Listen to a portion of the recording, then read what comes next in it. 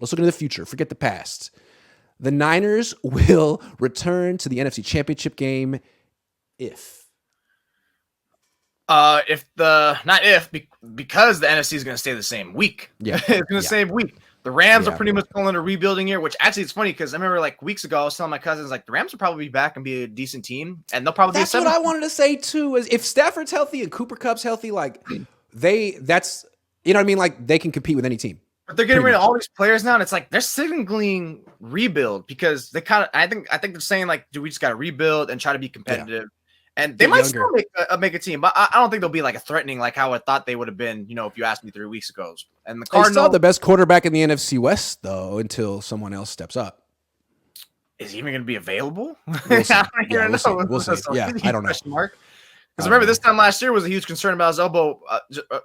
About this time. The Cardinals, we already know. Literally, it's going to be the Eagles #1, no duh.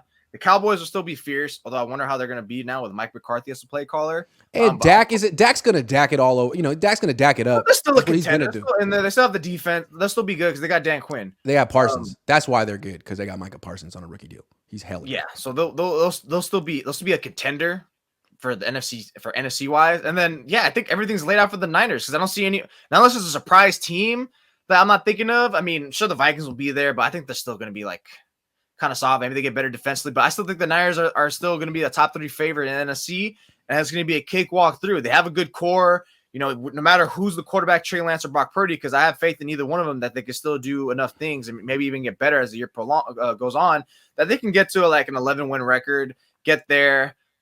Even if Steve Wilkes does have some drop off from Ryans, which I do expect, and I think they'll still be a good team that can get as far as the NFC Championship just because who's out there? They're going to win the division. The Niners are. There's no way the Cardinals or Seattle or Niners are going to usurp them from that. Not at all.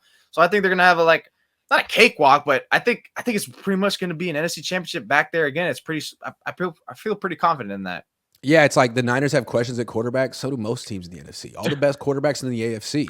And the only team that doesn't really have questions at quarterback in the NFC is like Philly.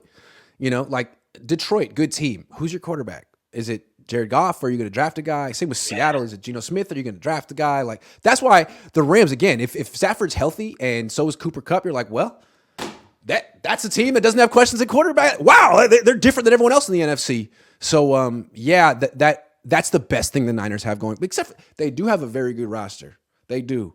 But with the questions on the offensive line and the quarterback, they got to feel very fortunate that a lot of other teams have those questions too in the NFC. Yep. Hell yeah. Emphasize on the question marks.